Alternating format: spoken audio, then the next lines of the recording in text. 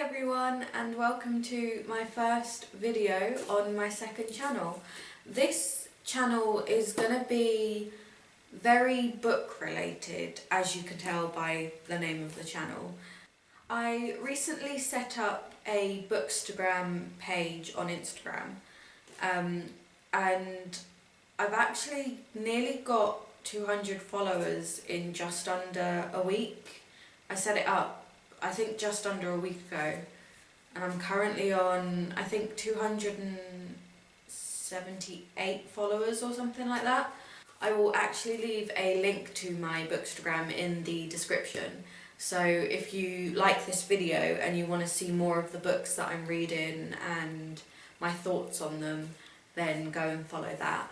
So for the first video for this channel, I wanted to do a book review of possibly one of my favourite books that I read in 2020.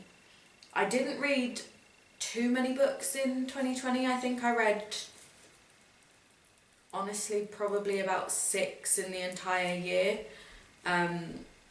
because we all know what 2020 was like. It was a disaster of a year.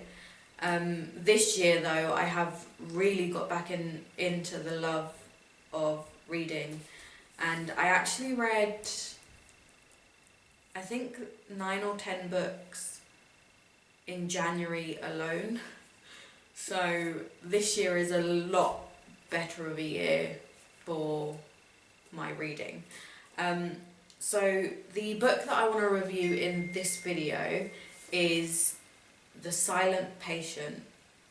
This book was published in, I want to say early 2019, like February 2019 I think it was, and it is a psychological thriller. I feel like in 2019, when this, like the year that this book was published, everyone was talking about it, whether it be like on Instagram or here on YouTube, and I feel like it was really hyped up. Like everybody seemed to love it, everyone was talking about it, but I didn't actually get to read in this until the late stages of 2020. So I think I started this in November, maybe November or early December is when I actually read this, I think. So I was very late to the hype on this book. So The Silent Patient, the main character's name is Alicia. It follows her. She is a famous painter, and 6 years ago, from the time that the book is set, she killed her husband, and she hasn't spoken a word since. So in 6 years she hasn't said a word, and she now currently lives in a psychiatric hospital called The Grove. We also meet a character called Leo, who is a psychotherapist, and he is sort of obsessed, I would say, with Alicia's case and like her as a person and why she killed her husband and why she now won't talk. And then, very luckily, a psychotherapist job becomes available at the Grove where Alicia is. So Theo takes it up instantly.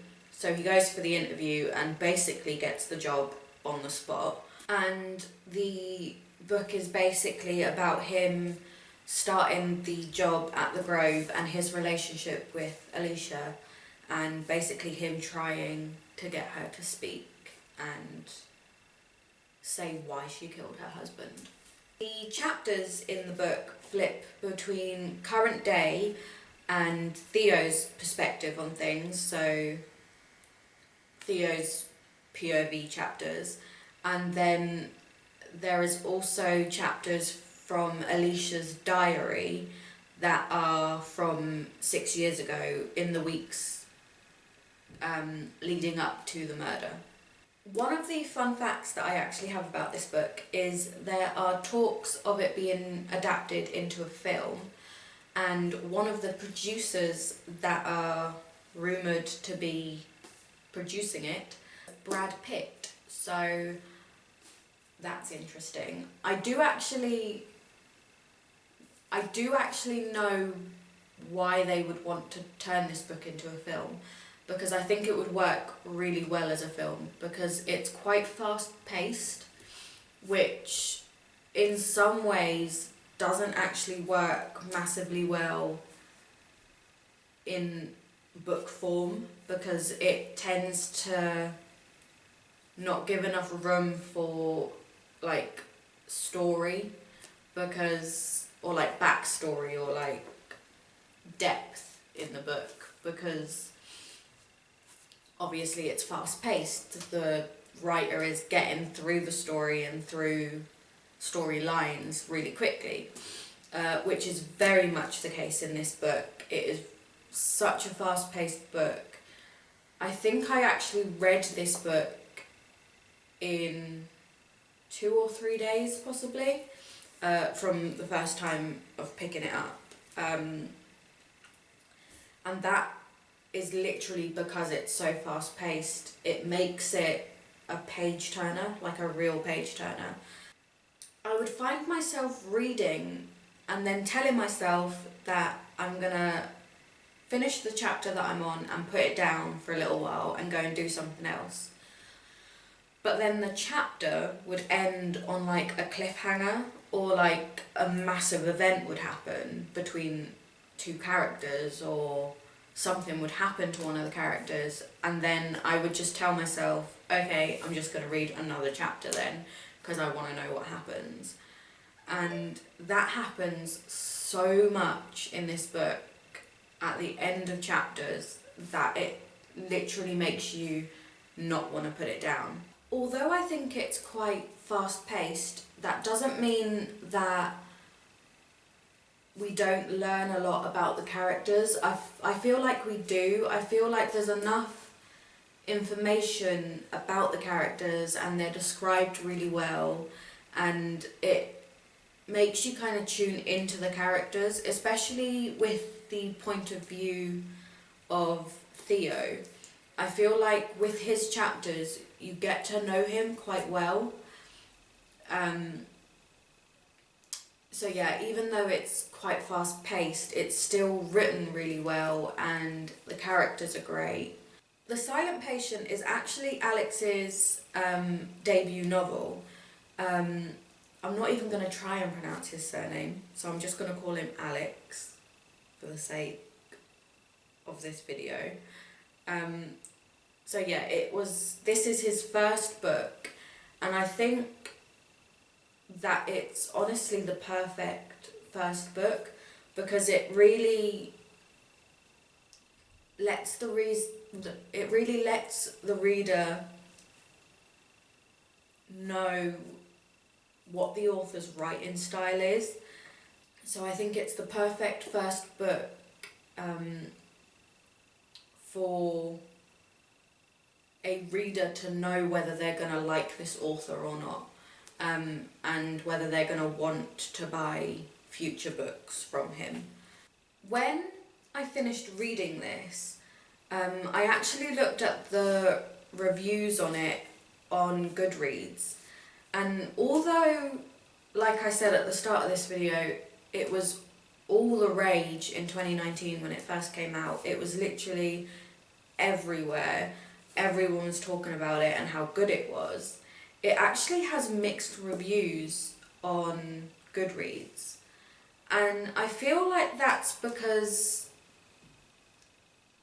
the bad reviews on Goodreads are probably from like avid mystery thriller book lovers, because all the bad reviews say that the ending of the book can be easily guessed from about halfway through, and that they all guessed that the ending was going to happen.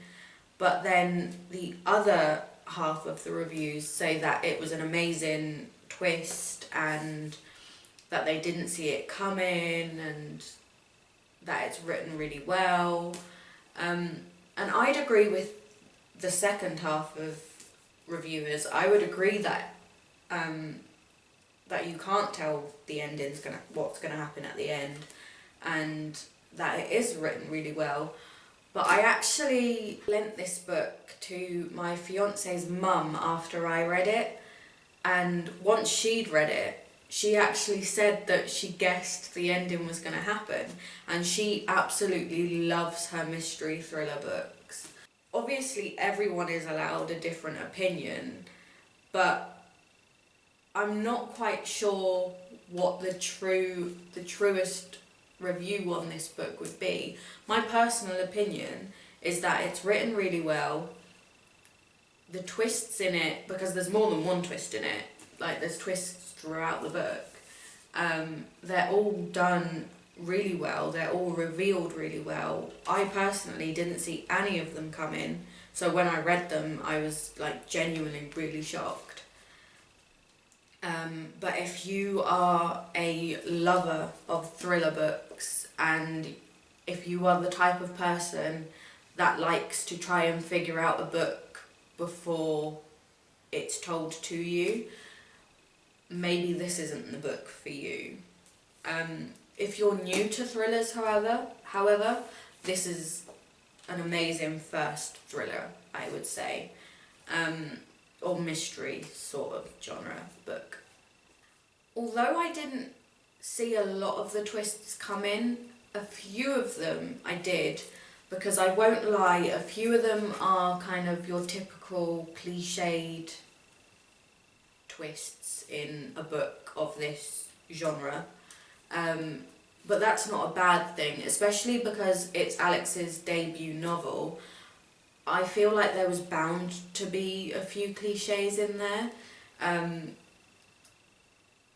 because when you're starting out, you tend to go off of books that you love as a writer or as a reader, and you tend to go off of what's written in the books that you love, so therefore you're bound to cliche at least a few of them. But I was still so shocked with a lot of the twists. Overall, I think this book is absolutely brilliant. I think it's written really well. The chapters are sort of inconsistent in length, which I personally don't mind. For example, there are some chapters that are like 10 or more pages, and then there's other chapters that are like 2 to 3 pages. But that is because it switches between Theo's point of view and Alicia's diary. So Alicia's diary chapters aren't necessarily going to be that big because it's a diary entry. So that explains like the chapters that are 1 to 2 pages. So yeah, I personally really liked that the chapters kind of switched in length and that they weren't all kind of uniform. It breaks up the book quite well, and it makes it easier to read because it, like I said, it's such a page turner. I feel like if you got to the end of a chapter and something massive happened, but then you checked how many pages the next chapter was, and it was like another 15 to 20 pages, you'd have to put it down. Whereas with this, you'll get to the end of a chapter, and then the next chapter will only be like 5 pages long, so you're like, oh, I'm gonna read on. So yeah, overall, I really loved it. I think everyone needs to read this book. Even if you don't think you're gonna like it, I'd still say give it a go, because I know a lot of people that when I recommended this book to them, they were like, not my style of book, I don't think I'll like it. Then I sort of pressured them into reading it, and they absolutely loved it. So I literally recommend this book to everybody that loves reading. You have to try this book out.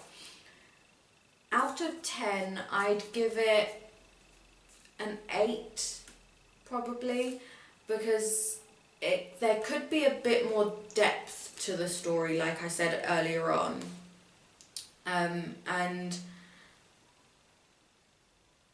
yeah, just a bit more depth to the characters and to the story. Like I said, it's a very easy read, and that's because there's not much depth to it. I feel like I could have gotten into the characters more and into the storyline more, and I feel like there could be that tiny bit more to it all. But yeah, other than that, it's absolutely amazing. I feel like I've been really repetitive in this video. I promise I will get better at my reviews. Like I said, this is my first video on this channel. So yeah, I would love it if you would stick around to see my other reviews. If you have any feedback for me, please do leave it in the comments, or go over to my Instagram and you can DM me on there with any feedback that you have. Or as well, if you have any video recommendations, please do let me know of them as well. But yeah, other than that, that's it for this video. I hope you enjoyed it. If you did, please give it a thumbs up, and also subscribe down below if you would like to see more of my face and the books that I will be reading in the future. I hope you all have a lovely week, and I will see you again soon. Bye!